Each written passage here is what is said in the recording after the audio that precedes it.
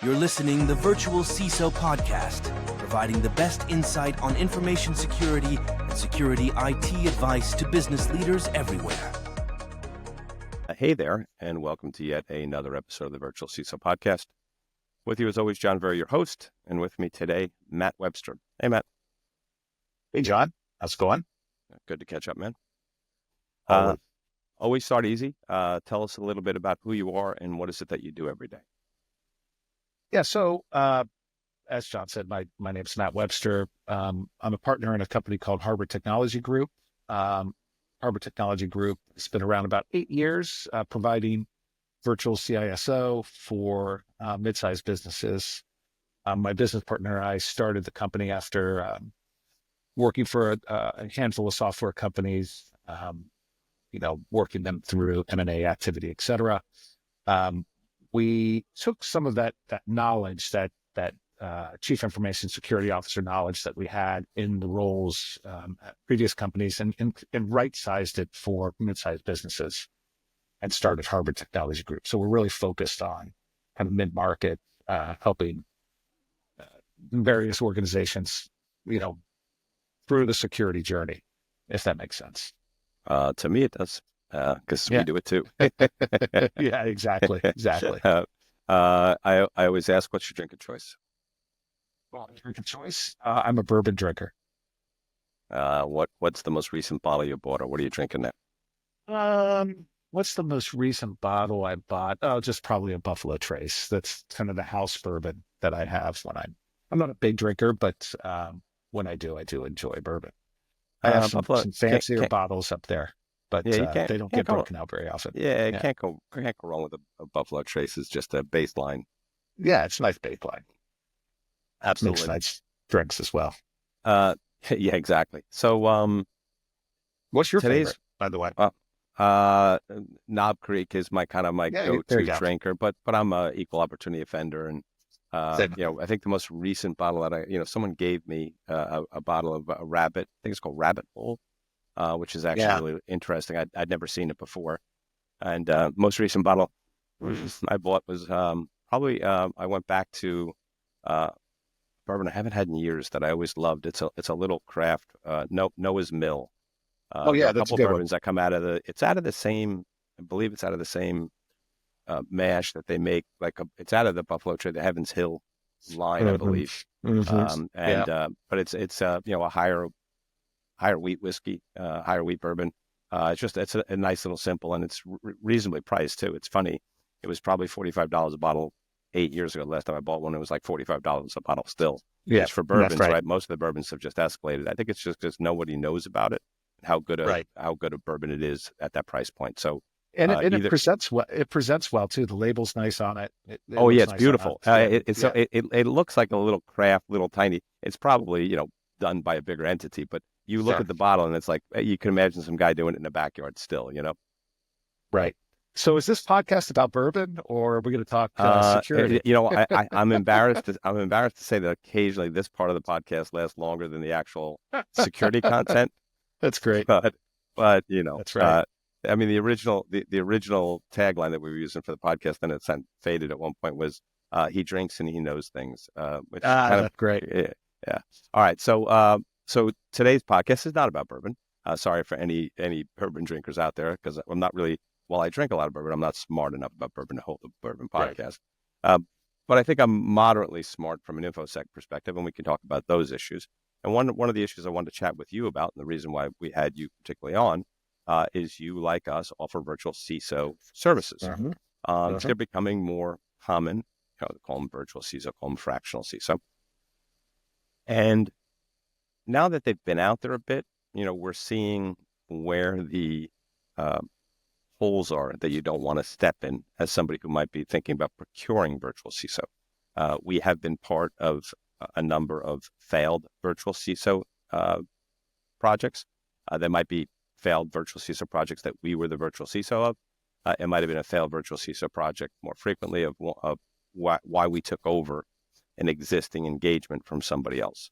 I know you've had the same experiences, so I thought that would be a kind of a cool topic to talk about.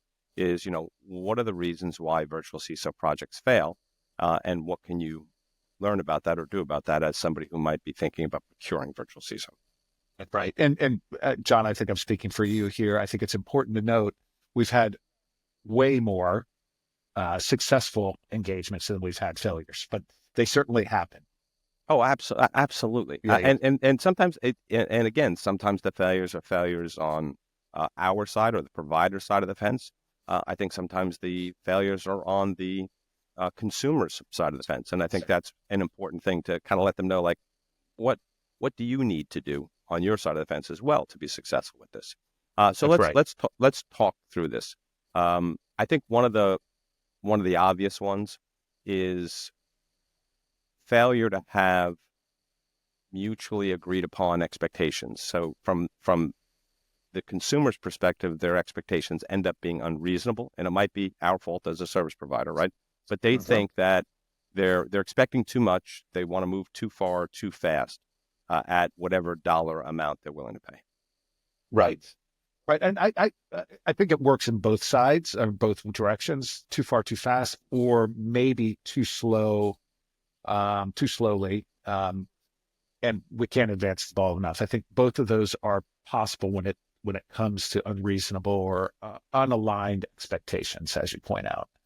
I think one of the key points here is, anyone that is out procuring a service for whatever it is, whether it be security services or accounting services or legal services, you really have to have a clear understanding of what you're trying to accomplish, right? What is the goal of engaging with this consulting firm or this provider, understanding what you want to accomplish. And I think we might be in the security space, might be in a strange position there at least for us. We engage with a lot of companies that think of security as kind of an IT problem or don't understand the ramifications of security. I think that education is important prior to engaging in a deal. Does that make sense what I'm saying? Like, security is complicated. I don't want to make more out of it than it is. Most people don't want to think about it. They look for somebody like you or your firm or my firm to really provide those services. But if they don't have the proper knowledge going in, it's hard to set those expectations correctly. Yeah, exactly. And as a provider, it's hard. You don't know what you don't know, right? You get on the phone, you're on the phone with a client for an hour. They have a clear need. There's a good cultural fit. They get excited to work with you. You might be making an educated guess on what you think they need at that particular point in time. They might not know enough to tell you exactly what they need. And now we go forward on an engagement and we're not aligned, right? There's an expectation that we're doing X and we think on our side that we're going to do Y. And I think it ties into another one of the points that we were going to talk about, which is you don't need a vCISO sometimes. You actually need a virtual security team. Right. If you think of that like in a perfect world, right, a true virtual CISO is really more strategy, advisory, governance. They're not, and I always analogize it to they're the architect of your cybersecurity program, in much the same way you wouldn't expect the architect of the building or house to actually be running wires in the wall and hanging sheetrock and painting and running HVAC duct. I think most clients have this expectation that they hire a virtual CISO and they're going to be able to do all of that. Yeah, exactly. Wipe your hands on it. Do you see that as well? I mean, and does that? I think that ties into this expectation is you really need to understand exactly what you need, right? Do you need? Go ahead, I'll let you fill that in. Well, I think you're absolutely right. You've hit on something really important. Security and cybersecurity, information security, governance, and all the compliance ramifications therein. It really is no longer just a technical conversation or a technical issue or an operational issue. It really needs that organizations need that architect to help, run them through the, what's the right word here, but kind of just the security game, understanding how to build an approach to security, how to understand the risks and threats that an organization faces. It's very similar to, what CFO would do as, it's a analyzing strategic plan, financial right? risks. That's right. That's exactly it. So we actually ran into that a lot when we first started the firm. We use terms like turnkey and, all these marketing buzzwords that really set us up for, or set that expectation where, you bring us in and all your security problems go away. So we've really scaled that back over the years to talk about more of the advisory side, the governance side, the compliance side, and those services that a vCISO truly provides.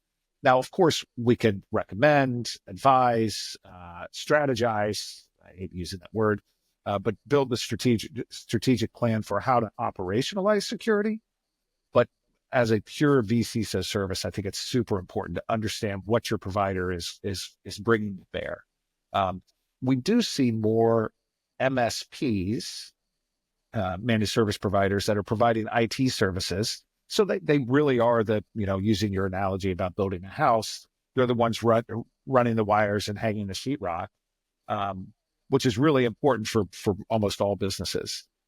Offering vCISO, and that kind of links the two sides together. But I have seen, and we've come in and helped clients out where their MSP is actually not providing enough advisory services. So I'd say this works both ways. Like if you are looking at a kind of an operational IT type shop that provides vCISO, make sure that you understand what type of advisory services they can provide. And then what we're talking about here, which is the other side of it, if you're bringing in a vCISO, understand what they can and can't provide from an operational perspective. Does that make sense to you? It does. And I'd go a little bit further, right? There's a reason why in a standard organization, right? If you look at a global 2000, information security is a different function than information technology. It's a different 100%. Skill set. It's a different knowledge base, a different level of focus, a different level of background of the individuals in it. So, I think one of the more dangerous things is the fact that many of these MSPs are hanging out something and saying they're a virtual CISO. And if you really drill in, they're really, they're selling you security products, and they're aligning themselves with those security products. I think one of the things I've increasingly been communicating with clients is much the same way that medicine is not a single field. Information security has become more and more fractured and is up to 20 or 30 distinct fields, right? I mean, identity access management is kind of a field unto itself. We've got privacy, we've got AI, we've got application security. Now we've got multiple flavors of different cloud security. We've got third-party risk management. Each of these are independent disciplines, and there's no single person that can be great across all of those. No. I think I've been doing this for a long time, and I can talk to many of them, but when you really get down below I don't know, what's the old expression? An inch deep and a mile wide. Right, you don't want someone who's an inch deep and a mile wide, right, building out your business continuity plan, right, business continuity, disaster recovery, incident response, all distinct fields. So really, ideally, what you've got is you've got experts you've got somebody who knows enough to know what experts we need, and then what you're doing is you're getting the experts that you need for each of those specific tasks. 100%. I think using DR and BCP as an example, it really is it's the best example you can make. So we work with a lot of clients as they develop their DR and BCP plan, advising on how to do it, how to be compliant, yada, yada, yada. They have, let's say they're a software development shop. They have highly skilled staff that do a great job of, building platforms and delivering product. But even they don't have the skill set to build a proper DR and BCP plan. Because it like you said, it's if you use the medicine analogy, it's not, be it a general practitioner or a heart surgeon, if you need something done with your pulmonary system, you need an expert in that area. So you're right. There are multiple disciplines within cybersecurity. Some of those have an ancillary path into technology, IT, and some of them don't. Some of them go directly towards like business operations and compliance. And it could be revenue, it could be sales, it could be all sorts.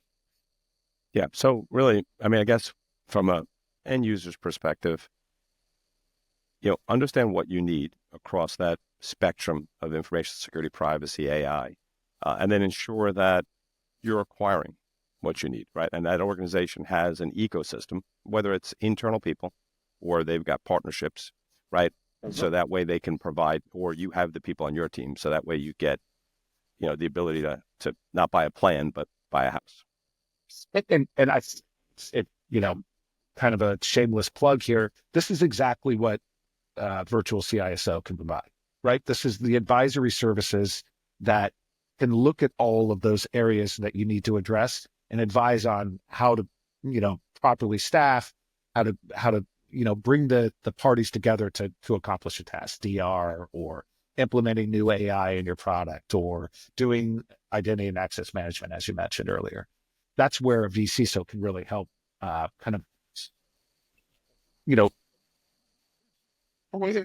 you in the right way to make decisions on how to accomplish those individual tasks.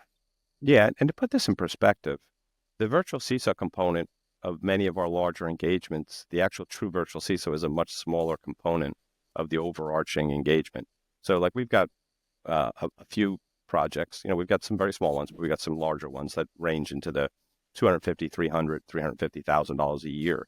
And if you looked at that, the actual CISO component of it is probably $5,000 or $6,000, $7,000, and per month, right? So it's a third or a quarter of that, and the rest of it is whether it's security questionnaire response, third-party risk management, ISO 27001 implementation, or ISO 27001 as a service, internal auditing, application security, attack surface management, threat intel, right? So, it's all of those other things that the organization needs, right? So the virtual CISO, is actually often one of the smaller components of a larger pie that you might end up implementing.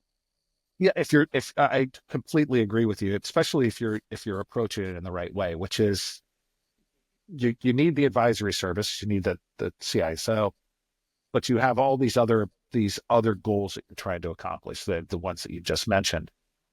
Adding them on, I'm not just talking from a contracting perspective, but considering them as standalone tasks that need to be accomplished is the right way to approach it, the right way to think about it.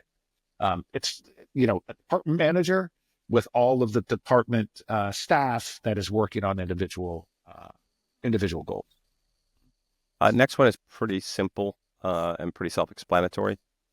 Occasionally we've run into situations where we've won a project because the existing vCISO did not have sufficient knowledge to handling a pressing issue, right? So as an example, we ended up with a new client. They were building out a new semiconductor manufacturing facility, which has a lot of operational technology requirements. And they had a vCISO they loved, but this was a significant project, and the individual just didn't have any OT chops. Have you seen that? It might be, sometimes we see it with SaaS, right? Would be a place for you might see something like that. Yeah, we do. Especially if we see it when we've been engaged with the client for a while and they've acquired a new business, or they've, are going in a new strategic direction that may force us to think in a way that we haven't thought about before. We certainly raise our hand and say, listen, we're out of our depth here. This is not our area of expertise. We should bring in somebody to help out making these decisions, et cetera. That certainly happens. I think the vCISOs get a bad name for themselves as an industry or as a service when people try to do, to be all things IT or technology, operational technology, whatever it might be, try to be experts in all things. That's just, it's nearly impossible to do that in today's landscape. There's so much out there, so much happening. Right. OT being another one of those fields. Internet of Things is another one of those fields. Like I said, there's 20 easily distinct fields that, you need to understand. If you have some of those requirements in that field, you need to make sure that you or the service provider are going to give you that coverage, right? That's right. And I think thinking as a client of these services, you need to make sure you're working with your vCISO to make sure that they have the comfort level, the expertise. If there's a new area that you're after, that you want them to spend time on, or if it wasn't properly scoped at the outset, the effort, and let's say it's OT that we're talking about, operational technology. If that is now in the vCISO's remit. Make sure that they're, because the provider is going to be hesitant, especially a new one, to say, you know what, I can't do that. I'm not an expert here. And be willing to hear that feedback from them, because there's all sorts of things that could have happened during the contracting phase, or as the engagement has matured and the company's matured and doing new things. There's a very distinct possibility that your expert is no longer an expert in an area that you need expertise in. Well said. And this one is very frustrating to me. We have it happen, on occasion, is that the client doesn't have really the time to support and actually implement the vCISO's recommendations. So, they sign on, they're paying you a pretty nice fee, and you're giving them the guidance, and people are unable to actually act on the guidance. And, hey, we need to get together, and we need to understand the risk associated with this particular element of your organization. And you're trying to schedule this risk assessment with them, and it takes weeks to actually get the risk assessment scheduled. And then you finally get the risk assessment scheduled. You go through the risk assessment. Now you got this list of things we all agree on, like, oh my God, we can't live with these risks. And then you kind of lay out plans to do it. And there's things that have to happen on their side of the fence. And, you get on your weekly or biweekly meeting, and you're like, hey, where are we at with this? I haven't really gotten to it yet. And before you know it, months have gone by, and you're really not making a lot of progress. That's right. It's frustrating for all parties involved, right? It's frustrating for the client. It's frustrating for the provider, the advisor, the vCISO. And I think this is kind of a death spiral for these types of engagements. If we don't, and for us, for Harbor Technology Group, we've had a couple of clients where we've, enacted the cancellation period, because we've said to the client, listen, you're not ready. You don't have the appetite to really go after the pressing needs. Why don't we step back from everything, and we'll re-engage when you guys have the time, the wherewithal, the desire to accomplish tasks. I think this is an area that if you're considering a vCISO, that you have to understand that, kind of going back to what we said earlier, your vCISO isn't going to accomplish everything for you. They're an advisor. I know, speaking personally for our firm, and John, I'm sure it's the same for yours, we take our clients, what they do, very, very seriously, to the point where we feel like we're part of the staff. But if you're not accomplishing anything, it's not doing anybody any good. It's a waste of time. It's a waste of money. It's a waste of expertise. So I think it's really important to think about the time commitment, the effort commitment that it's going to take if you're going to start this journey of really considering cybersecurity as an important task or important goal for the organization. Yeah, it's funny because we have the particular client that I'm referring to, like, we had that sort of come to Jesus meeting where it's like, hey, really, what are we doing here?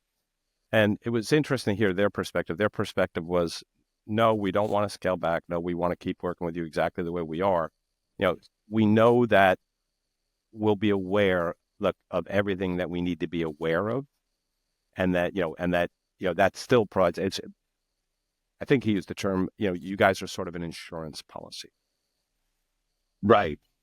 Which I thought was interesting. So, like he was saying, I'm still getting the value out of the relationship that we're paying for, despite the fact we're not moving as fast as we ideally would like to. 100%, because I know that I'm not going to go off a cliff at any point in time.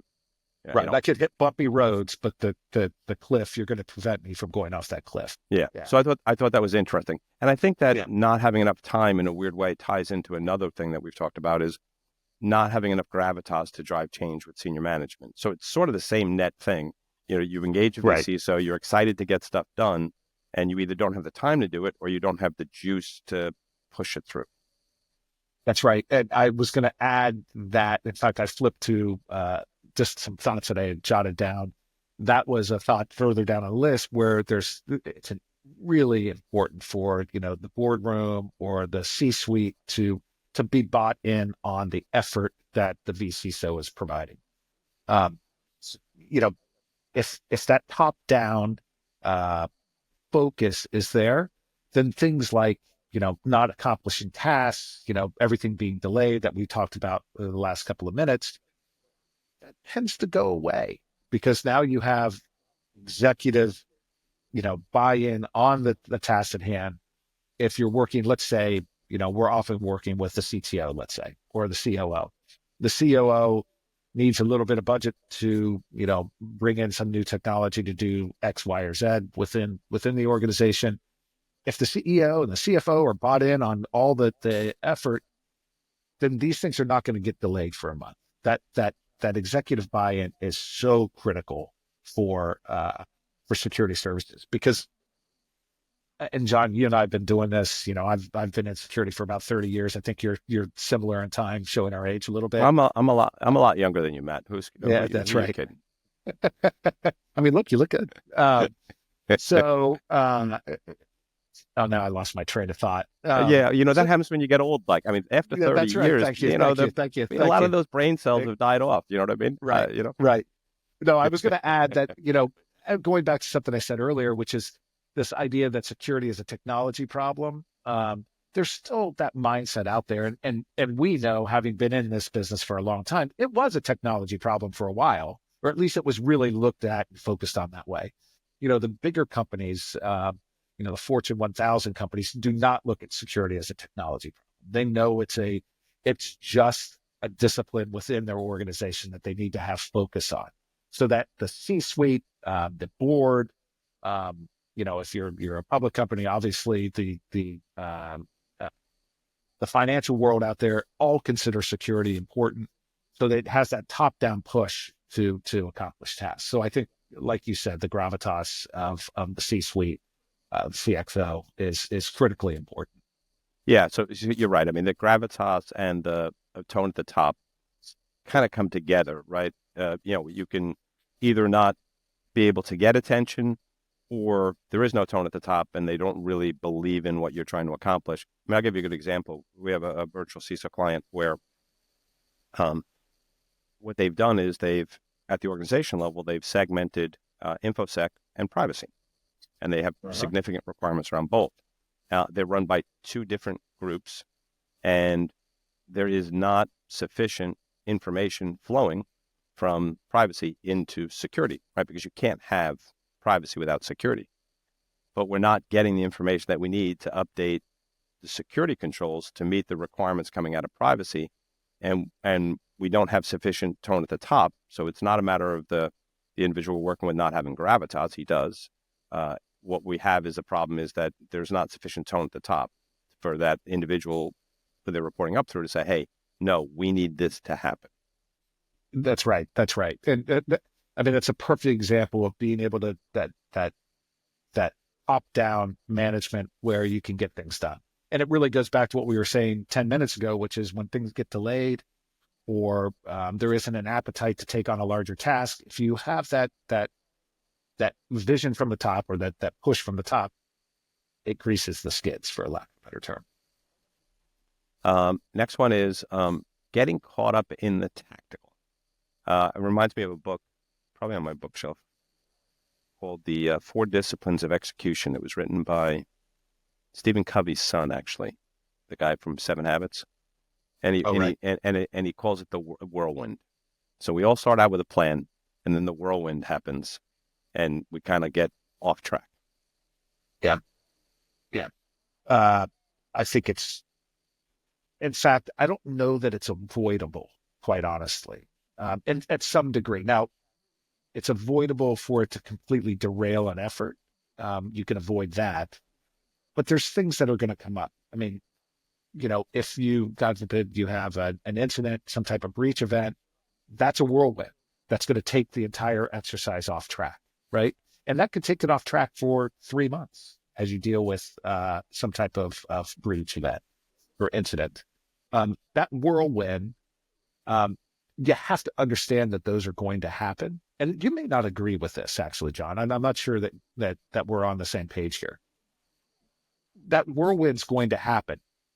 It happens in whether it be InfoSec, cybersecurity, compliance, sales, accounting, whatever it might be. there's the tactical things that happen that can take you off message or take your focus for a certain period of time. But if you understand that those challenges are out there, I think it's easy to recover when you make it through that tactical. Now, what you don't want to get caught up in is focused on the tactical all the time. Yeah. You know, So the way, go ahead. I was going to say, the way I would say it, it's sort of like the Eisenhower matrix. You're right. What we're trying to do is stay focused on the important. Right. We set up in our engagements, we usually have a strategic plan. We set up, objectives for the year, for the quarter, and we review those in each meeting, right? Just to make sure we can't lose track. And then, but you're right. I mean, if something happens that's urgent and important, then you need to deal with it, right? That's right. Of course. Hopefully it's not a breach, but it might be an unexpected migration, right? There's you need to do a new rollout of a particular product or something of that nature. You sign on a brand new client, or you're a SaaS client, and suddenly you've got a set of new client contractual obligations that need to be implemented in order for you to win $1 million deal. That's right. Urgent and important, and you're going to look at that, and look at this, and you're going to look at the strategy and say, well, you know what, this is more important than anything here.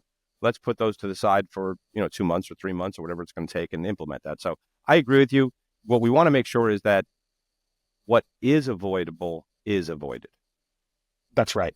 So I'll give you an example. We have a new fintech company. They're mid-size, about 100 people. We're running them through compliance readiness, and I have the big picture in mind, and the CIO and the CTO that I work with have the big picture in mind. Like, we know what the goal is, like the strategic plan here. But boy, when we meet, we are so caught in the minutia of the tactical that we haven't been able to advance the ball on the entire goal, if that makes sense. So we're so caught up in the tactical where I feel like I have to have crampons and hiking picks to like climb out of this tactical spiral whirlwind that we're caught in. It's very, very hard, especially when you're deep in it, to pull yourself out. Everybody has to work as a team to realize that you've got caught up in something that is not accomplishing the strategic goal. Like, set aside the tactical, let the teams that need to deal with the tactical things, stay on point, stay on strategy to accomplish the greater tasks. Agreed. Another one that I think you have to be cognizant of if you're acquiring a virtual CISO provider is, how do they handle turnover on their side? Because otherwise what we end up in a situation is that, we could have all that institutional knowledge walk out the door. So, do they address it with their business model? How do they address that? How do you manage the risk? So help me explain, is this where there's not redundancy built into the InfoSec side?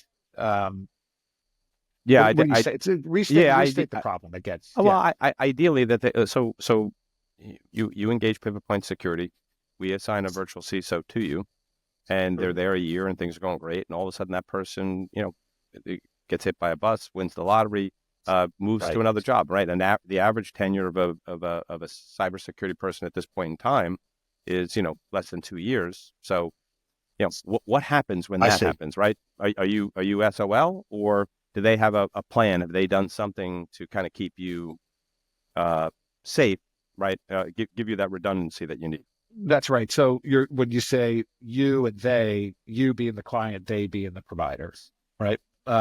So yes, I think it's important that, if you're only talking to a single person on a weekly or biweekly basis, there's not enough redundancy built into the system. If that person were to leave, does all that institutional knowledge walk out with them, and you're going to spend the next, 60, 90, 120 days,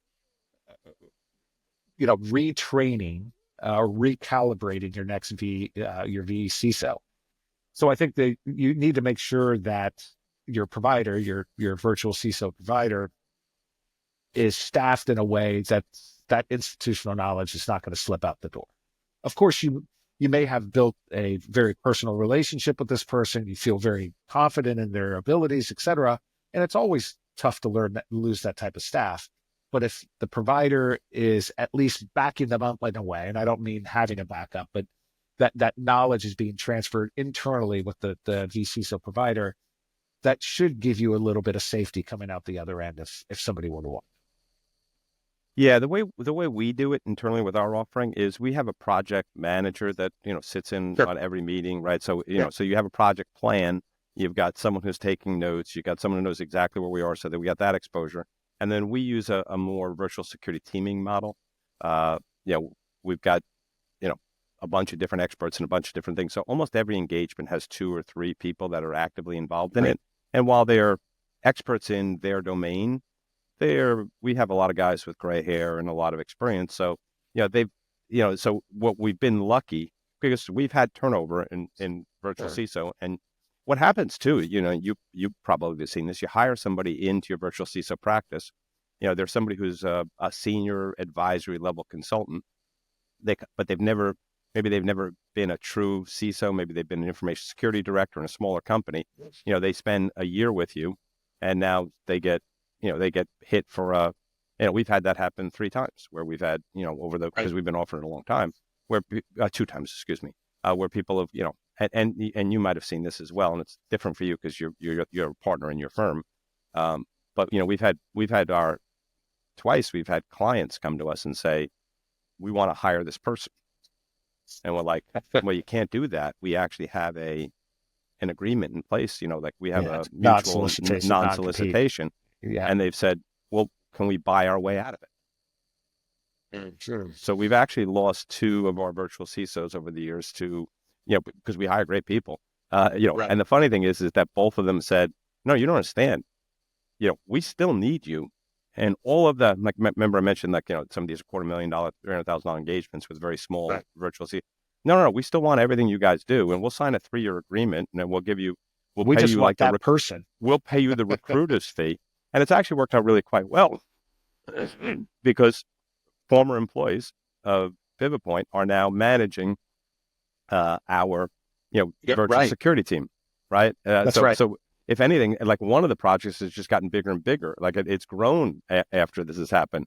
But that being said, that wasn't good for some of the other clients that we had. And fortunately, because we build in this redundancy into the model, we've been able to, satisfy and keep and really not have those organizations be negatively impacted when somebody who is working across 4 or 5 clients, left.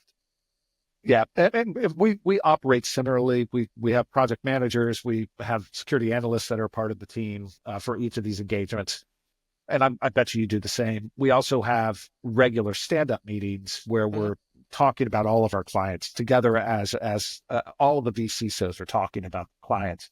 So at least some of that knowledge is being passed along. Of course, we use tooling to help track some of this stuff too, but tools only can go so far.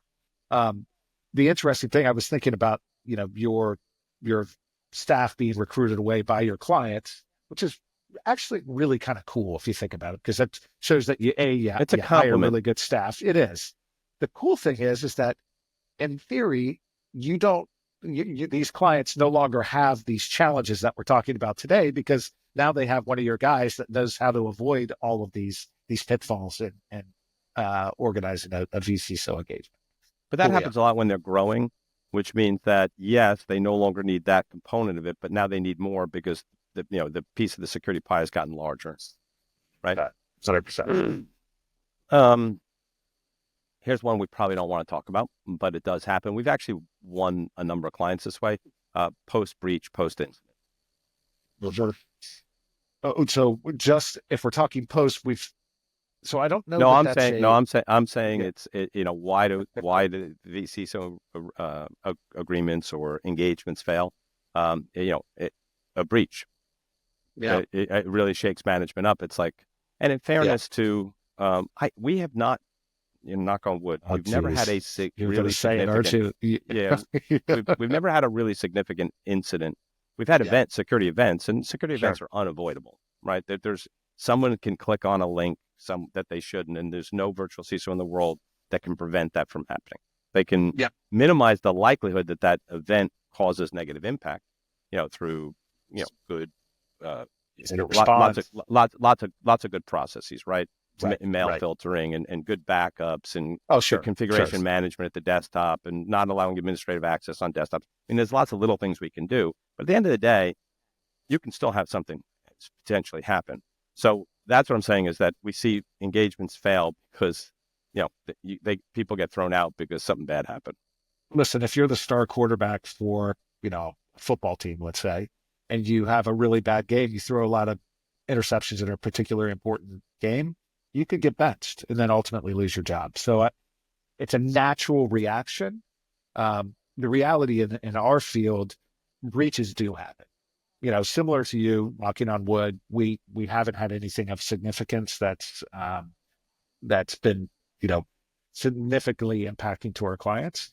But these things happen. I mean, we set that groundwork from the minute we start having a conversation, which is this is not a panacea or a silver bullet of avoiding all security or potential security issues. These things can happen. I mean, the Bank of Americas of the world that spend $1 billion in security, they have events, and they have a lot more resources and processes and tooling and staff and money to prevent them, and these breaches happen.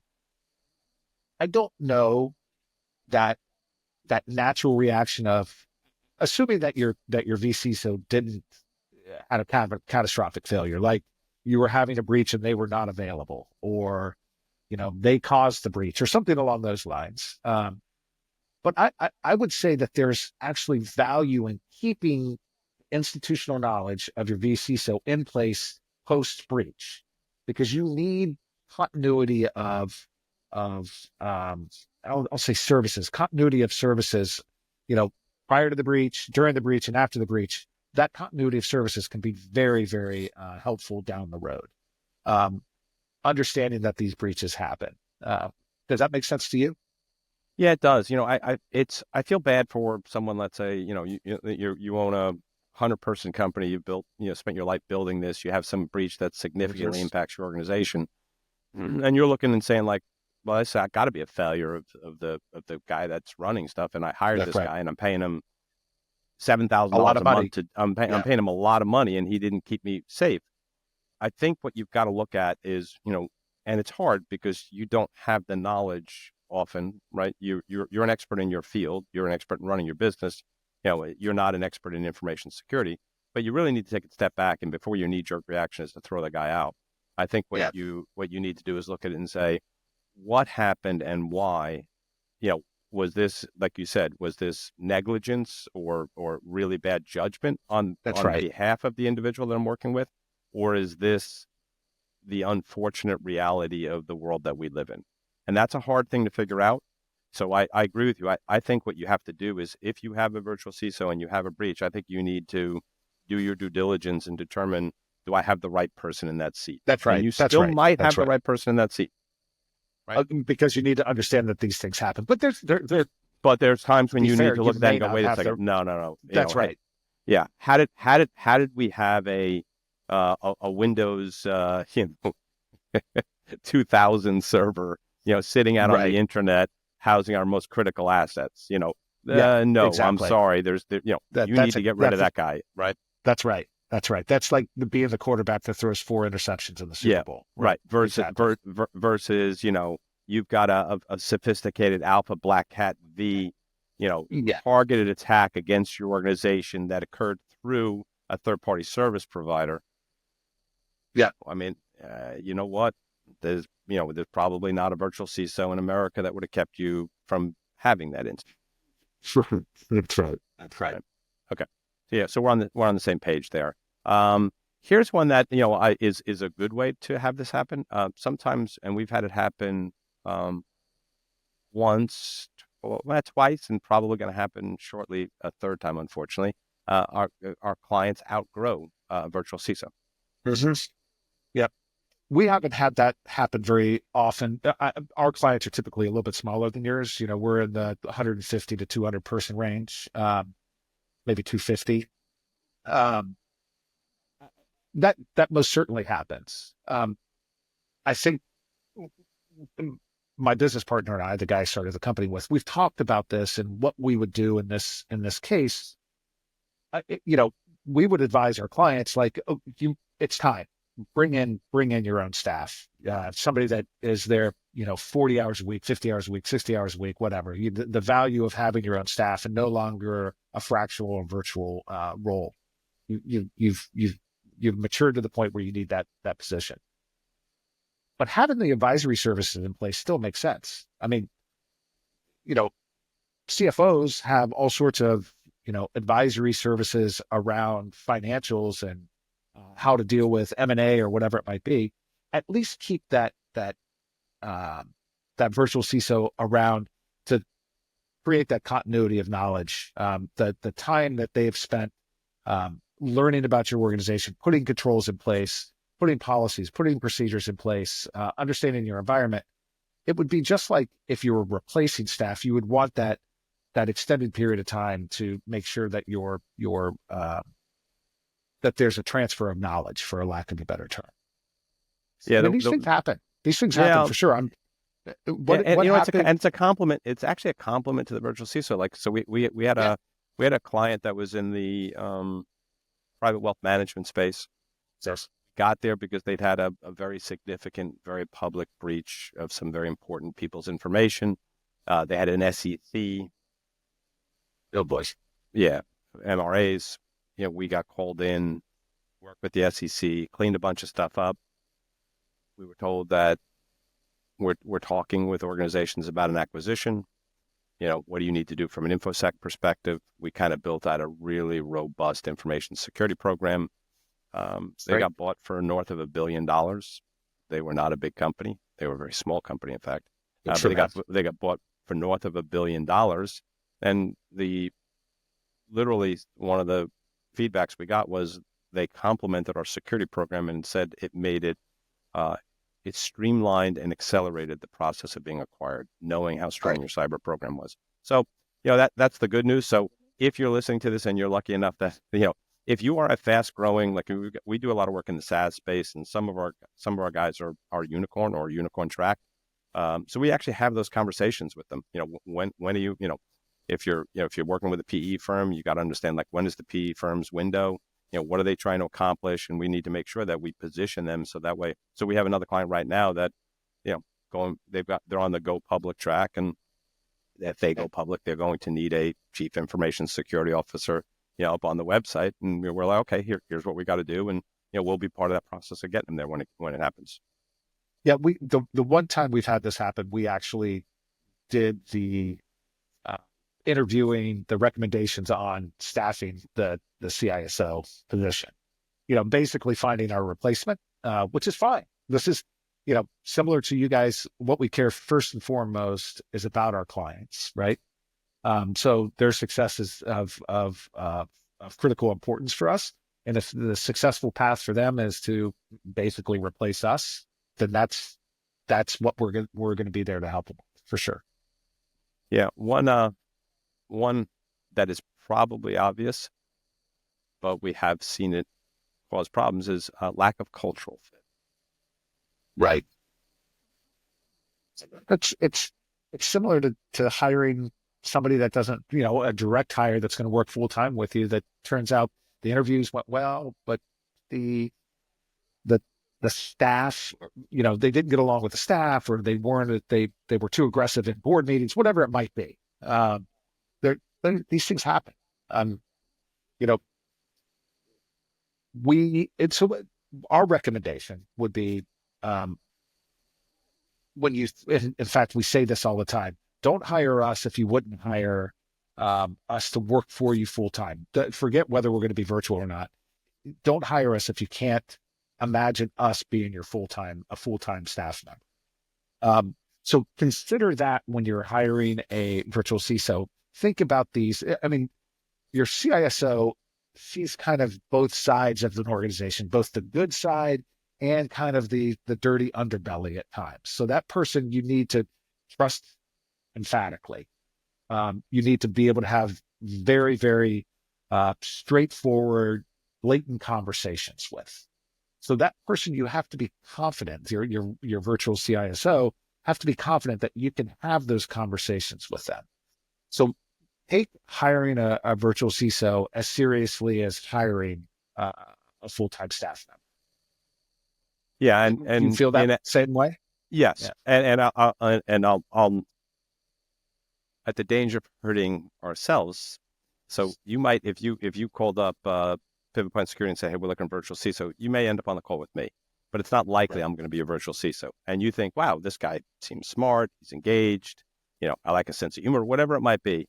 Yeah, I could see working with this guy. And then what happens is you hire us, and I'm not the guy that you get, and then suddenly you get a guy that's a different personality. So what you want to do is make sure you know who is going to be the virtual CISO that's assigned to your project. That's right. Make sure it's like the Big Four is famous for bait and switch. You meet the partner and you get the kid out of college. Not that you're going to get exactly that, because a virtual CISO is going to have some gray hairs usually. But make sure that whoever is going to be your virtual CISO, that you actually do have some interaction with them prior to being engaged. Yeah, 100%. I think it's like, again, this goes back to a lot of things we've said. You need to, the person that you bring in is going to be part of the team that's going to help move the company through, navigate waters that can be rough and choppy and full of tidal waves at times. So it's important that you know who this person is, that you feel like you can work with this person, et cetera. Yeah. And then last, I think, is lack of understanding unique to the industry. So I think there are certain verticals where the lack of knowledge specific to that vertical are going to have a potentially negative impact on a virtual CISO's ability to be successful. So as an example, SaaS, if somebody doesn't have experience, doesn't understand what it means to instrument a pipeline, or doesn't understand what an SDLC is, it's going to be a problem. Yeah, the legal vertical tends to operate a little bit differently. If somebody doesn't, if you're in a manufacturing and someone doesn't know a bit about OT, or doesn't know about the uniqueness of manufacturing and shop floors and things of that nature. So I think that's one last one I think would be worth pointing out. Yeah, well, I mean, we have specialties. You guys have specialties. I don't think you call yourselves a jack of all trades across all industry. There are certain industries that we're not as comfortable working in, primarily around regulations. So you need to make sure that when you're courting a vCISO, that you have, similar to the hiring the right person, that they have an expertise in your area, in your discipline. If you're a law firm, you need, your vCISO to understand the nature of law firms and how they operate. If you're a SaaS provider, like you just mentioned, they need to understand what the four letters CICD actually mean. So this, it might be the most important thing. I mean, it really comes down to, are you hiring somebody that knows what they're talking about, is what it comes down to. Because although security as a discipline, it really has applications everywhere. And if you're a security expert, you can apply that to every industry.